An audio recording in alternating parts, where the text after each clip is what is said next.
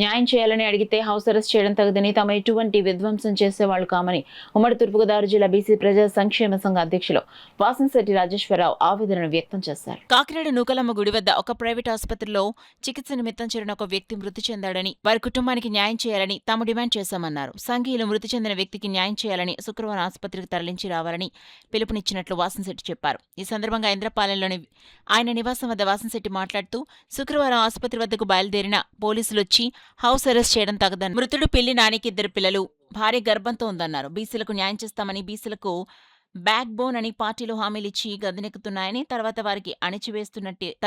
వారిని అణిచివేస్తున్నాయని వాసంశెట్టి అసహనాన్ని వ్యక్తం చేశారు. తమ ఆసుపత్రి వద్దకు వెళ్లకుండా అడ్డుకున్న మృతుల కుటుంబానికి న్యాయం చేయాలని సూచించారు. పిల్లి నాని కుటుంబానికి ఆసుపత్రి ప్రభుత్వ పరంగా న్యాయం చేసి వారి పిల్లలను కుటుంబాన్ని ఆదుకోవాలని రాజేశ్వరరావు చెప్పారు. ఈ కార్యక్రమంలో బీసీ నాయకులు పితాన్ రాజకుమారి, కట్టా విజయరాజు, ఎస్టీ గిరిజన ఎరుకల సంఘం జిల్లా అధ్యక్షుడు మానకూరి రామకృష్ణ, తాళ్ళూరి శ్రీనివాస్, బత్తిన అర్జున, కొప్పిశెట్టి తాతాజీ, వాసంశెట్టి వెంకటరమణ, సోమేష్ తదితరులు పాల్గొన్నారు. సంజీవని హాస్పిటల్ దగ్గర మా కమ్యూనిటీకి సంబంధించి పిల్లి నాని గారు అన్న వ్యక్తి చనిపోవడం జరిగింది. దాని గురించి హాస్పిటల్ దగ్గర బీసీ నాయకులు నిన్న కూడా వెళ్ళి సంప్రదించారు. డాక్టర్ల వాళ్ళు కూడా ఎవరో కూడా రెస్పాండ్ కాలేదు. ఆ కుటుంబానికి న్యాయం చేద్దామన్న ఉద్దేశంతో మా ఈ జిల్లాలో ఉన్నటువంటి బీసీ నాయకులకి అందరూ కూడా రావాలి, అక్కడ మనం అందరూ స్పందించాలని చిన్న పిలిపివ్వడం జరిగింది. కానీ ఎవరిని కూడా బీసీ నాయకులు ఎవరిని కూడా హాస్పిటల్ దరిదాపుల్లో రాకుండా హౌస్ అరెస్ట్ చేయడం జరుగుతుంది. ఇది ఎంతవరకు న్యాయం?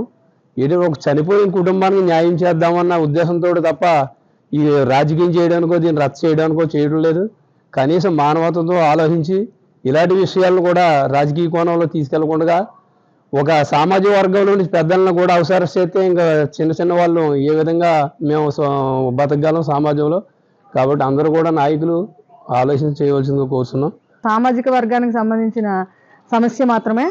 ఈరోజు మన కాకిన ఒక డాక్టర్ నిర్లక్ష్యం వల్ల ఒక మా సామాజిక వర్గానికి చెందిన ఒక కుటుంబం రోడ్డున పడిందండి. దాని గురించి నిన్న సంజీవని హాస్పిటల్లో చాలా గట్టిగా మన పెద్దలందరూ కూడా వెళ్ళి మాట్లాడడం జరిగింది.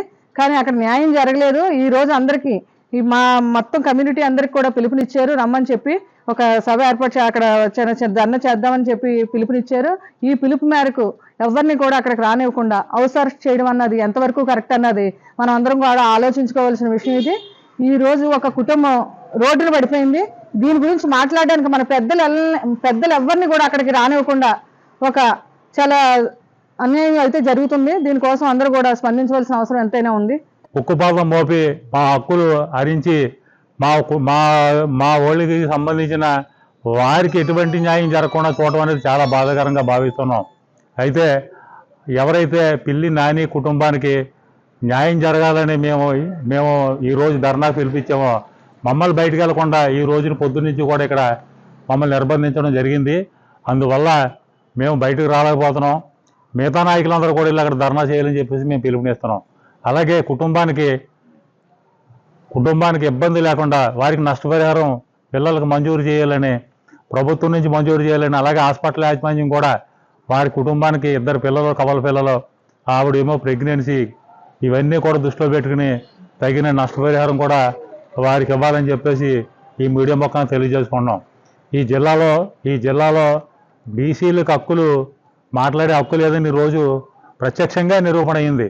బీసీలు మాట్లాడితే ఇలాగ అవసరాలు చేస్తాం, లేదా మీపై కేసులు పెడతాం, లేకపోతే మీరు మాట్లాడే హక్కు లేదని రోజు ప్రత్యక్షంగా ప్రభుత్వం నిరూపణ చేసింది.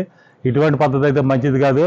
ఎలక్షన్ వరకు కూడా బీసీలు బ్యాక్ బోన్గా చెప్పుకునే ప్రభుత్వాలు ఎలక్షన్ అయిపోయిన తర్వాత బీసీల పైన ఇలాంటి అణిచివేత ధోరణి కరెక్ట్ అయిన పద్ధతి కాదని తెలియజేసుకుంటూ